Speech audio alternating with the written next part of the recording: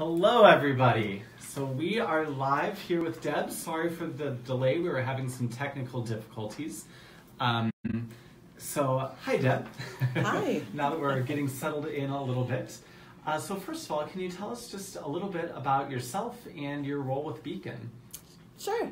I am happy to. So my name is Deb Rodgers. I'm the Associate Director of Congregational Organizing and Engagement at Beacon, which means that I have the distinct privilege of working with all of the leaders in the 80-plus congregations that are part of our collaborative.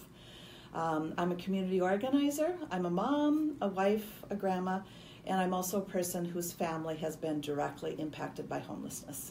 Mm-hmm. So you've got quite a story to tell and several of them, yes. Actually. Yes. So the reason that we're talking today is that 1 week from today, the Minnesota legislative session is going to be starting. Mm-hmm. So one of the things that they'll be working on, amongst many, is a bonding bill. A lot of people may not be familiar with what bonding is and what kind of things the funds generally go toward.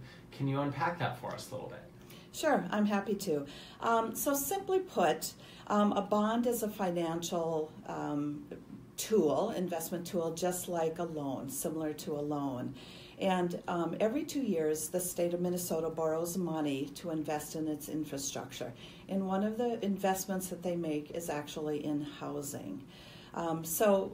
Beacon is a member of the Homes for All Coalition, and the Homes for All Coalition is a coalition of 170 organizations across the state. And so it's very large, and it really is the voice in a lot of ways of what is needed for housing and housing infrastructure in the state of Minnesota. So every 2 years they prepare a proposal where they have gotten input from all of their member organizations into what the housing infrastructure bonds should be. So this year, the proposal is $140 million, and that will be used to both develop and preserve affordable housing across the state. Mm-hmm. That's so exciting. It is. Yeah, and so within this larger campaign, Beacon is going to be doing our part by having our own campaign. Can you share a little bit about that with us? Yeah, so this year our campaign is called The Bonds That Build Homes. And we're really excited. We will be supporting the $140 million. We are asking congregations, all of our congregations and members inside of all those congregations to get involved in this. We believe that bonding is the single biggest way that we can have impact on housing in our state. And we believe that to ensure that all people have a home, that we need to be involved in this. Absolutely, absolutely. So the name says a lot, and there's some different layers going on in there. Bonds that build homes. Tell us a little bit about some of the beauty of that name. Yeah, it's always fun. One of the more exciting parts of building a campaign and developing a campaign is naming it, right? So the Bonds That Build Home is really has kind of two meanings. One is bonds, right? The money that we need to be able to do what we want to do. The other one is really playing off the ideas bonds as relationships. And it's part of how we talk about our power as a collaborative, that we're really building relational power. We need to be in relationship with each other. We need to be in relationship with the people that live in our buildings, the people that need a home. And so it's these relationships, it's these bonds that actually build community. And if we're to ensure that all people have a home, we need to do that within a context of a community. Yes, and bonding dollars have supported Beacon projects in the past, some of which are relatively new. Can you tell us about some of those ways that it's made a direct impact already? Yeah, absolutely. So bonds have supported both Prior Crossing and 66 West. Both of those are apartment buildings housing homes for youth and young adults that have experienced homelessness. 66 West is in Edina, and Prior Crossing is on University Avenue in St. Paul. And so that's been a really important investment. Those two developments may have happened without bonding, but there's no guarantee. That money that was generated in 2014. There was $100 million of bonding that actually doubled the production of housing that was built. And so Beacon, as other nonprofit developers were immediate recipients of that, and were able to build apartment buildings that may not have existed. Homes may not have been able to exist without this money. Right. So to know that something can double, that an investment like that can actually double the production of homes is a really important investment. That's incredible. Well, and that opens up so many other possibilities. Absolutely. So we're looking at several new projects coming down the road as well. Can you talk with us a little bit about those that might also be impacted by potential bonding dollars? Yeah, so Cranberry Ridge, which is our housing for families in Plymouth that we're going to be building, will actually be one of the beneficiaries, as will the expansion of our Lydia apartments.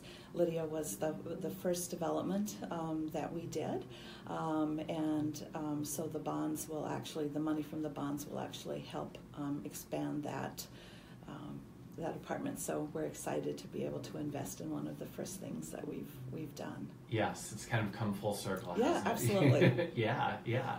So you have a lot of history in policy work, in community organizing, which is what makes you so good at your job. So in your experience, though, why is it so important that people get involved in campaigns like Bonds That Build Homes? I think, so the first thing it says that housing is a priority in our state. And that's something that we need to continue to say.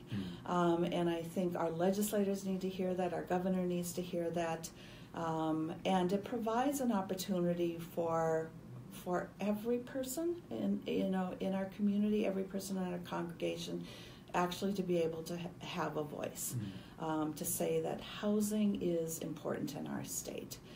As a collaborative, we say that we are a collaborative because there is power in being together. Housing is incredibly important, and it's such a big problem that no one of us can solve it on our own. No congregation can solve it on its own, and so we need each other. We need the power of a collaborative. And this is one of the ways that I think our collaborative can have a huge impact, is by saying that housing is important to us, it's important to our state. Yes, and the more people that show up, the bigger a difference we can make. Absolutely. Yeah, and each voice really matters. We need to be there for each other. Great way to put it. Yeah, and for those who are going to get to live in these wonderful new homes. So, right. Yeah.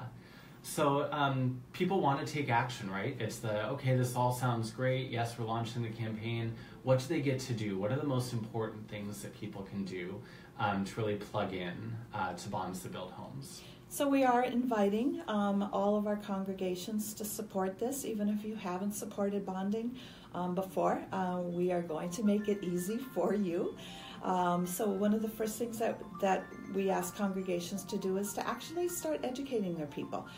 We have information, and we can do some briefings as far as what is bonding, how is it important, and what is it going to do. So just to give people the basic information so that they know what they're asking for. We also, last year when we were involved in the state legislative work, we had a day on the Hill, and that was great. We had 150 people show up, and that was absolutely wonderful. It was the first time that we did it. We're not going to do it this year. We're actually turning the tables a little bit and asking the legislators to come to us. So in April, we are planning 3 Bonds That Build Home legislative actions. They're going to be held in congregations, and again, we are inviting the legislators from those areas to come to us and to indicate to our people in our congregations their support for the bonding. Yes, to come and see how big of an issue this is for their constituents in their home turf. Absolutely. It's really important. So if we have an Edina, we want everybody from Edina there, right? If it's in Chaska, we want the Chaska community to turn out for that, and everybody else. And so I think it's a really important shift. Absolutely, yeah, and a couple of hours can make a huge difference. Absolutely. In persuading them. So if you're a congregation that's involved in families moving forward, so many of our congregations, that's a main way of engaging with the collaborative. They host families, they provide temporary shelter. Why is it so important for a congregation that's their primary thing to really get involved in this campaign? I think you hit on an important word, and that's the idea of temporary. This is temporary shelter for these families, and it's a temporary home. And I think Beacon is so proud and is so good at what it does in providing temporary shelter, temporary homes for our families through the Families Moving Forward program. But it is temporary. And one of the reasons that it's temporary is there is not enough investment in building affordable homes. And so when we say all people have a home, we want that old people to have a home. We don't mean we want them to have a home for right now. We don't want them to have a home for the next month or the next 6 weeks. We want to have a home where they can grow in, where they can live in, where they can raise their family in, where they can be stable in, and move from there, and grow from there. So I think as much as we do around Families Moving Forward, that's wonderful, but we also need to be able to invest in permanent homes for people. Yes, it's the both ands. Absolutely. Yeah, yes. yeah. So it's been really helpful getting to know a little bit about bonding, the ways that people can get involved. We're excited to be diving in to these legislative action sessions. There's going to be a lot of information on the website, on social media, for people to be able to plug in. But for our time today, as we're wrapping up, is there anything else that you would really want people to hear or to embrace, to claim for themselves? I think the idea that ordinary people can have extraordinary impact, that we are stronger together, that our faith provides a foundation for us to work for change, and that it's really up to each and every one of us to do what we are called to do.